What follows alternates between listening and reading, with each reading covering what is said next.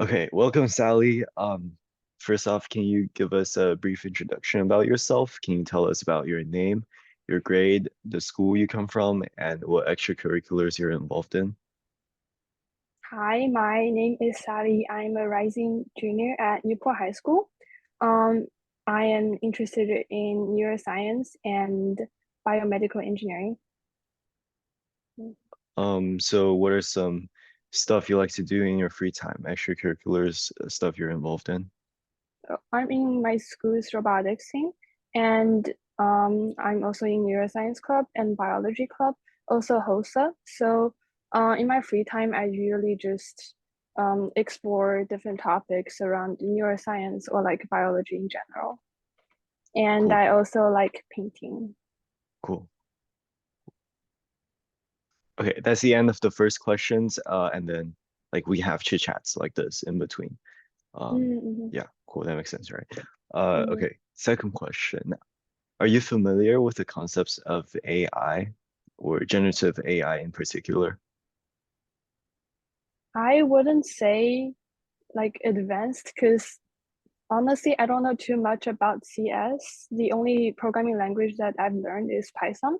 But um, living in this environment, it's normal to have some basic background knowledge about AI. So, like, if you ask me what is AI, I can give you like a brief definition. Like, I'd say it's any techniques that enables computers to mimic human behaviors. And there are many branches of AI. Nowadays, one of the famous one, machine learning. Um, yeah, and I believe AI it can be considered as one of the most fundamental technological developments in human history, along with like wheels, printing press, system engine, and phones, internet, computers. Yeah.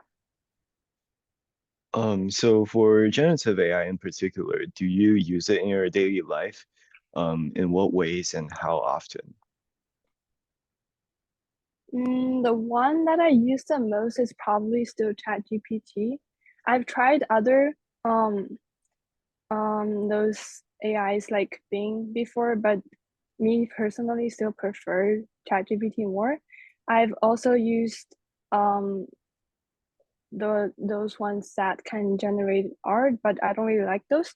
So for ChatGPT, I in the summer I mainly use this to when I was reading papers. So it's just so much easier to ask questions and ask about like the differences, the similarities between two terms, and like ask it to summarize or organize notes for me. It's just so much easier than using Google, and you don't have to switch between tabs. Yeah. So, would you say GPT was basically like a better search engine for you? Do you use GPT in a way like you use Google? And do you think GPT performed better in that sense? Mm, I'd say it's just one of the tools that we can use, but it can definitely cannot replace Google just because how the resources from on Google are from countless different like websites or research papers, but on ChatGPT it's only one that's trained by a human using the data that we fit in. So it's kind of more narrow compared to Google or other search engine. Yeah. But using it to So summarize and organize notes is so much easier because Google can't do that. cool, cool. Yep. Um, I totally agree with that. Using it as a tool to compile information and to organize them. Yep. So would you like to see generative AI being incorporated in academia? Why or why not? And being incorporated means to use Gen AI as a tool and to um, basically give students very widespread um, access to use Gen AI as a tool. I'll say yes. It's a trend. You can't avoid this. Just like, for example, our school, they used to block ChatGPT on the student laptop, but earlier this year, they stopped blocking it. And probably because of realizing how it can be used as a tool and help learning, such as um, we can use those use ChatGPT to review and get feedbacks on our essays. For example, in my Spanish class, my teacher, he used AI to grade our writing assessments. It provides much more detailed comments on whether the grammar or coherence or structure of our writing, and it definitely gives an overall less subjective score, although it does require him to input much more instructions. And he mentioned that for one of the bigger assignments, he wrote about like a thousand-ish words to make the instruction for grading clear. Oh, to the AI. Um, So he yeah, inputted a very elaborated detail. Yeah. instructions prompt to the AI. Mm-hmm. I see, So I see. then the AI can grade our work. Also, I believe um, it's we should schools should um, incorporate those and just like offer those introductory AI and machine learning courses to students as electives, giving them the opportunity to learn about those principles and using some of like TensorFlows or Pythons to learn and understand how AI or even technologies can be helpful at the same time. It's basically just a double-edged sword. And the main thing is just to learn about how to interact with it in a correct way. So you know how students use or academias used to see calculators as a way of cheating because they would say calculators do too much math works for students, but now calculators are being normalized in math classes as a tool for students to complete or speed up the calculation process. Do you think Gen AI might in the future, do you think Gen AI will um, like be normalized as in how people normalize calculators nowadays? Yeah, probably. Also, because today I saw an Instagram reel on how not Google, Apple, they incorporated like a AI calculus thing on on iPad. So you can basically just enter the equation and it will generate like the graphs for you, and you can change it based on like the angles, things and stuff. It's just making it um like visualizing it really helps. Also, you mentioned that calculator is used nowadays used as a tool to speed up like the calculation process. I believe ChatGPT can also do the similar thing. Because think about it, for example, if you're writing email or like something to someone using ChatGPT, if you just give it instructions like write me this email to this person talking about that, it probably won't give you a good like output as an email because the lack of specific informations. But like um if someone who actually knows how to use AI, that person will probably say more than just writing this email to this person saying that. They'll probably list the points that he wants to talk about, like talk about point A and point B using the reason C, and connecting point D and the E and using the reason something like that. So it's still like a person who knows how to effectively use the tool um, most likely understand the thought process still made by human instead of AI. Because if you don't give it specific instructions, it will only give you like pretty general words, and you can tell it's written by AI. So I mean, in this case, um, what ChatGPT is doing is just putting all the points that you give it to putting them together, adding those connections, which I believe reduce the time. Yeah, because those are just simple steps. Cool, cool, cool. And to kind of further dig into that question, people argue that calculators are being normalized, and the reasons behind how that happened is because the educational systems, they were able to decouple the higher thinking or analytical thinking, intellectual thinkings from human and just the hard calculation itself. And after the decouple process was being done by academias, then students can just use the calculators to do the simple math while still maintaining the higher thinking and analytical thinking. Do you think there's a way of demonstrating analytical thinking while still using Gen AI? Or how do people show their intellectual thinking as well using like ChatGPT to generate them and essays or like how to solve a math problem? It depends on the individual, because definitely there are gonna be multiple different populations. Like some of them will just use it to um like actually write essays for them and just copy what it says. But there's definitely a different group which can actually learn from ChatGPT and those AI tools. Like for example, myself, because just realizing the lack of knowledge on CS and AI topic, I started self-studying like machine learning and neural network this summer. It's pretty fun and it's yeah, I learned a lot. Um, Also talking about how it can be used in academic. Mm, my Spanish teacher, okay, he loves talks about topics about ChatGPT and AI. He said he knows a school that the teachers ask the students to using AI to generate two paragraphs, but then in the class, the teacher then asks the students to write a transition or like paragraph connecting those two paragraphs generated by AI. So I think that's like a new way that we can possibly use it, but I don't know how effective that is. Do you know the exact objective that teacher is trying to accomplish by having students write the transitions between two paragraphs?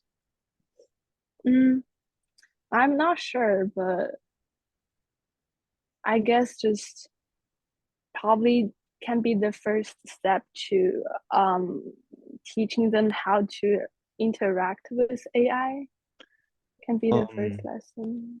how do you think writing the transition between two paragraphs help students to demonstrate their higher logical thinking or analytical thinking, even with the use of AI? Okay, so the two paragraphs written by AI is most likely pretty perfect.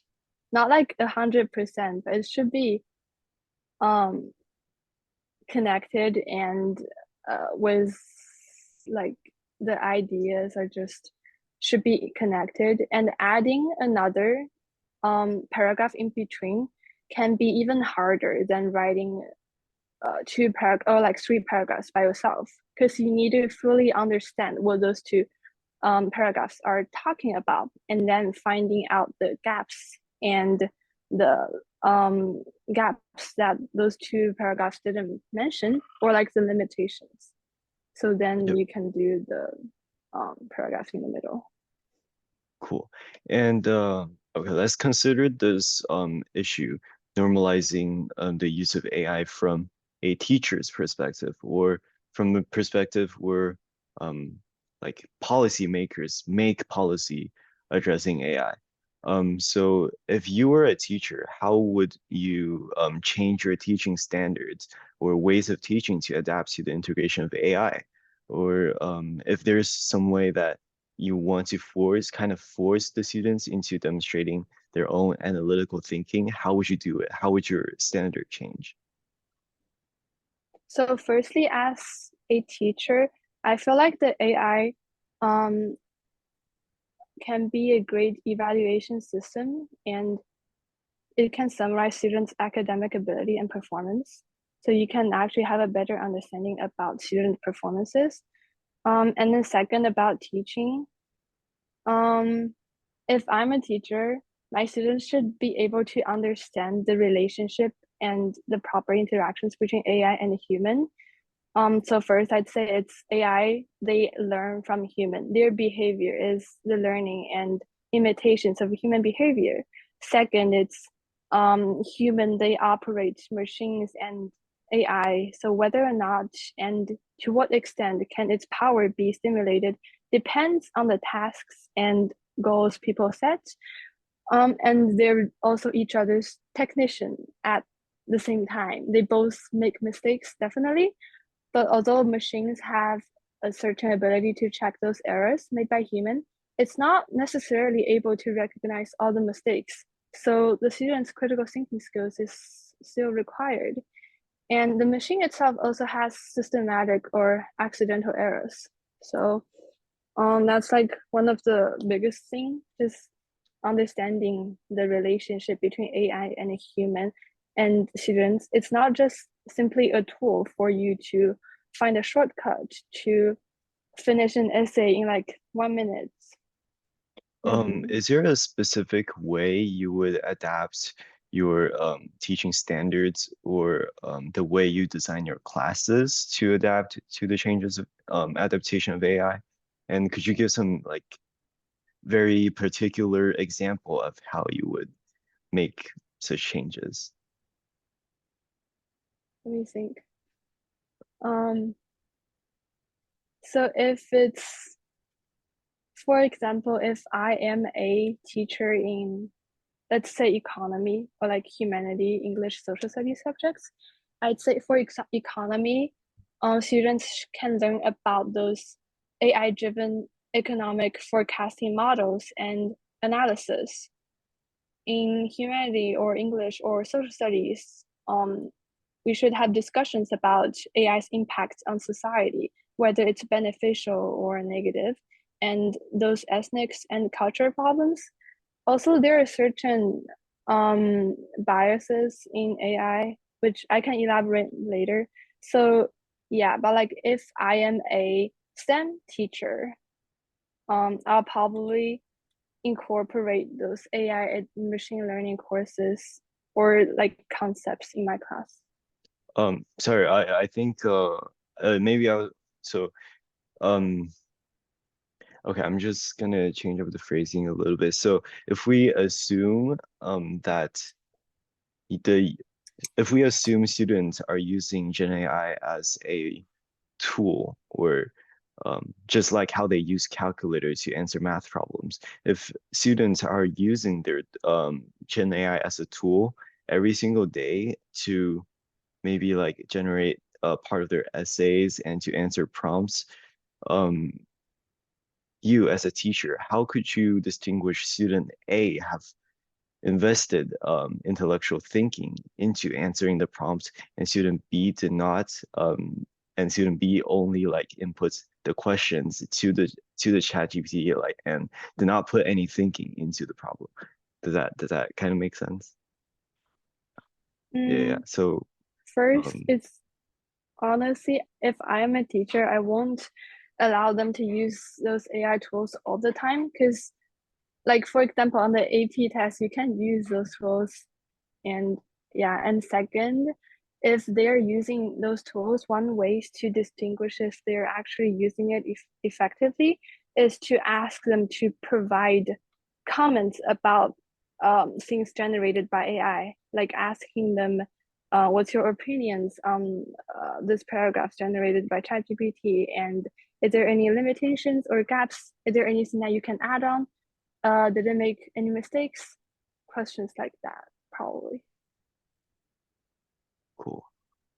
Um and now moving on to the concerns, do you think the use of generative AI in academia might hinder students' development of essential skills? And could you name some specific skills and like give some examples? Yeah, definitely on students, because it creates a dependency, like right, at least now in most cases, and it degrade their thinking abilities.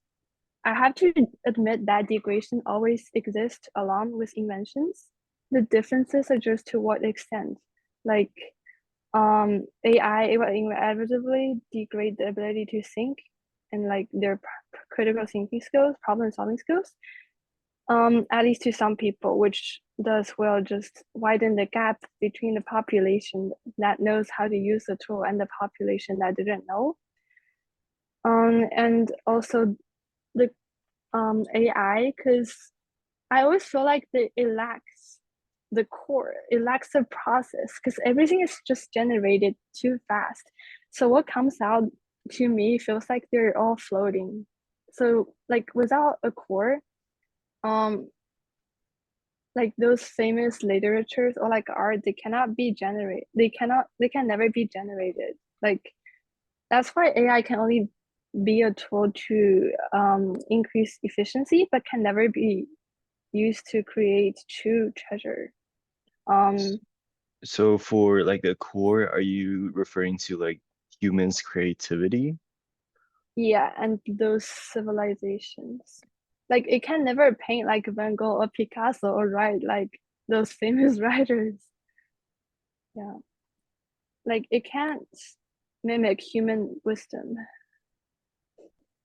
Hmm.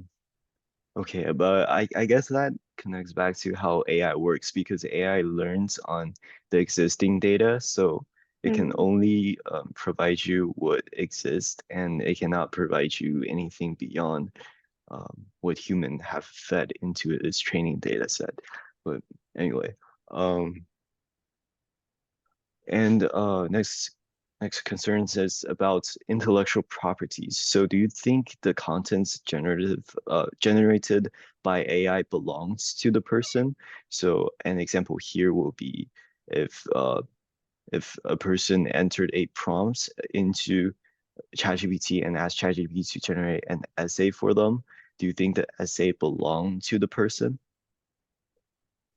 It depends on how the person enters the instructions. Like for example, using my Spanish teacher's example, the way he inputs the instructions with that many details, I'd say it's part of the property and he's intelligent. But like if a person only says like write me an essay about what blah blah blah and that's it, and then the essay is generated by AI shouldn't be considered as a property.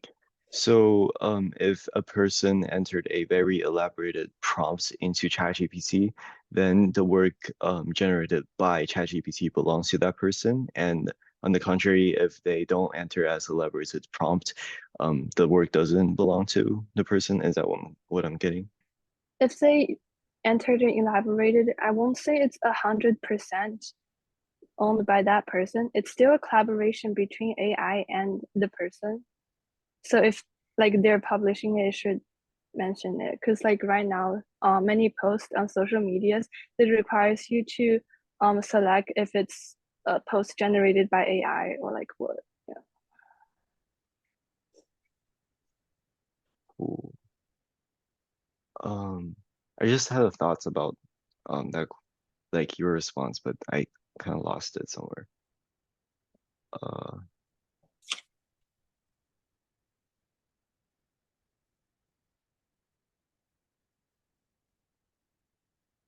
Oh yeah, so how would you draw the lines between what an elaborated prompt is versus a prompt that's not like so much articulated? That's a tough one. I'm not entirely sure because there's no like rules or regulations to these kind of stuff. It's just like a spectrum, and the extent it's hard to define. There's not like a clear line in between. The point of the investigation because we want to hear how people think um about where the line should be drawn. So in your opinion, what kind of prompt or instructions will be considered um articulated? If the main points are included in the instruction, like what I mentioned about the email example, if like what points are you gonna say, like each point and the reasons behind it and how they are connected, those things are um those things came out of human minds, then I probably say it's belongs to Uh, human. could you give some more specific examples of what the main points are referring to? So Just like when perhaps you're like, writing, oh yeah, go ahead. an essay, the claim, evidence, and reasoning, and yeah, the yeah, basically just the claim, evidence, and reasoning. So if I were to ask ChatGPT to generate me um, an essay about, say, the debates between Trump and Biden, and like what kind of information should I provide to ChatGPT, and then you would say that the instructions I provided would be articulated. Like I could provide context and the biases, and perhaps I could also include some opinions from foreign press and American local press, to name a few. So those are like three things I could name. Um, like from your point of view, what would be the criteria to check the boxes for an articulated prompt? Maybe also adding onto that your your claim, your opinion on the points that they debated, and the evidence, which is just what they specifically talked about, and some outside evidence, which you can find on internet from credible sources, and the reasoning behind, like what's based on the evidence you found, and what's being mentioned by Biden and Trump, um, how those evidence can connect to your claim, which is basically just your reasoning. Mm. Okay. Um, that's 9:30, and that's also the end of my questions. So I'm gonna stop. Actually, I'm gonna record for a little bit longer because I want to ask you about feedbacks on how the question goes, your thoughts on the question, if there's any other question you think I should ask the interviewees, and also in general, how do you think it went, and what could be improved? I think it's pretty good in general.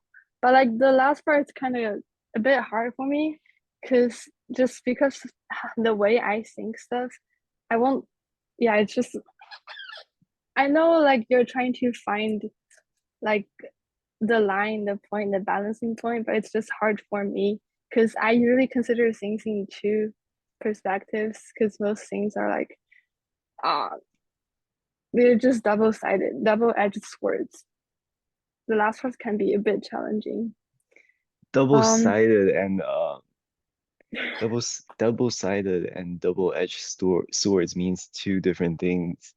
Like if you're saying a thing is double-sided, it means it's polarized, like there's no middle ground. But double-edged sword means it has positive and it also has a negative side that's like double-edged swords, double-edged not sword. negligible. Yeah, okay. But all right, so do you have any feedbacks for me, like how the pacing went, or how articulated each question were? I think it's pretty good, but Okay. I kind of feel like we're jumping around because Yeah, I'm still trying to figure out the order. yeah, That's why, because last person I went from general questions, potential benefits, concerns, and then to the roadmap of normalizing AI.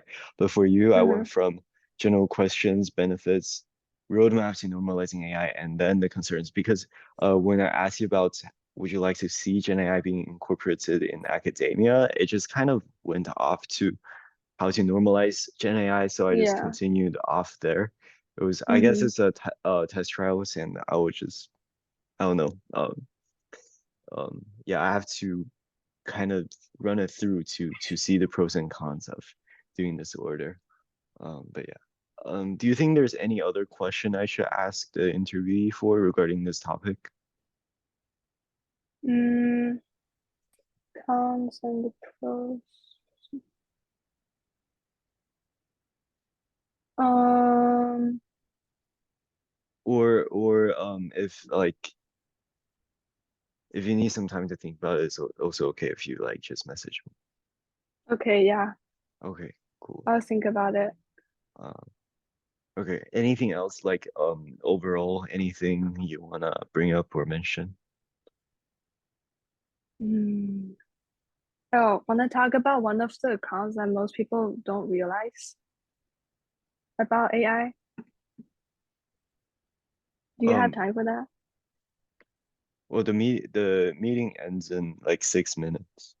And I don't have anything planned after, so if you can explain 6 minutes, sure. Okay, yeah, it's pretty short.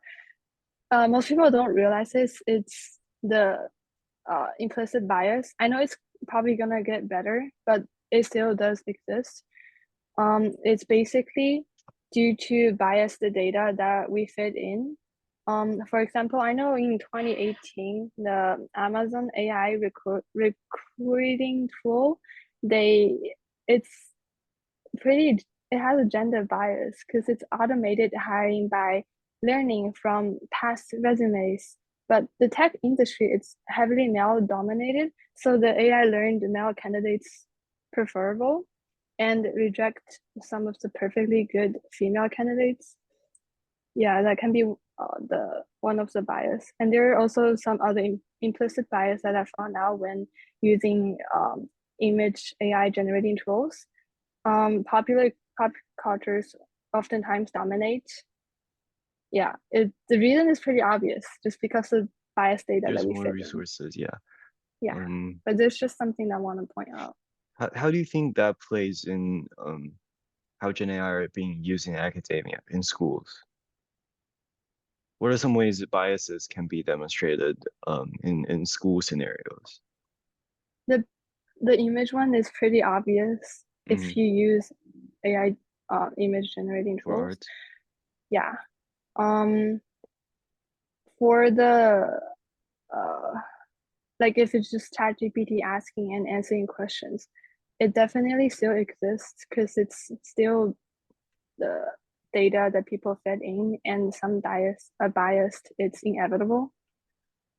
But what specifically it might appear, I don't see the questions for now because just probably because the questions I asked ChatGPT, it's not that related to those cultures or like gender. Okay. Also two more things I guess just came on top of my mind. Mm-hmm. Did you prepare anything for this interview? A bit. Like what what did you prepare? I just list bullet points about like the cons, the pros, and the changes that we can possibly make. Yeah, it kind of came off to me during like the interview.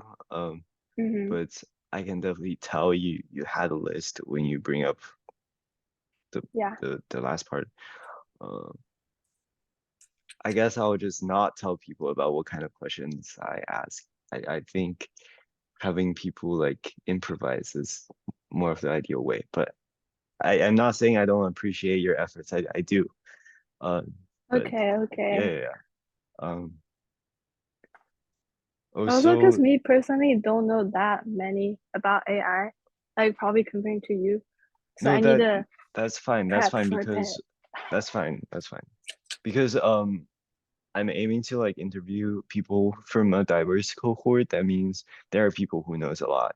There are people Mm, who work in STEM, learn STEM, and there are people that don't know as much, and that's totally fine. Um, okay, last part, last question. Do you have anybody you want to like refer to? Like if I were to do this interview to other people, do you think is there a good candidate that I should talk to? Probably a person who has a strong opinion on AI, either good or bad. Um, very ask Rena. Yeah. who, Rena? Mm-hmm. Why? Because one, first, she always has strong opinions on things, and she can always make her points super clear. And second, she knows a lot about CS, and yeah, I think she's pretty. She likes CSA. Mm-hmm. Do you think there's any liberal arts students that I should talk to? Perhaps like Liberal arts. newspaper or music or, writing, art, those type of categories. I don't know too many people doing liberal arts. Um, Let me think. Arts and writing. Okay, I couldn't think of one right now. I can Okay, probably message that's you fine. later. That's fine. That's fine. Yeah, I'll stop recording.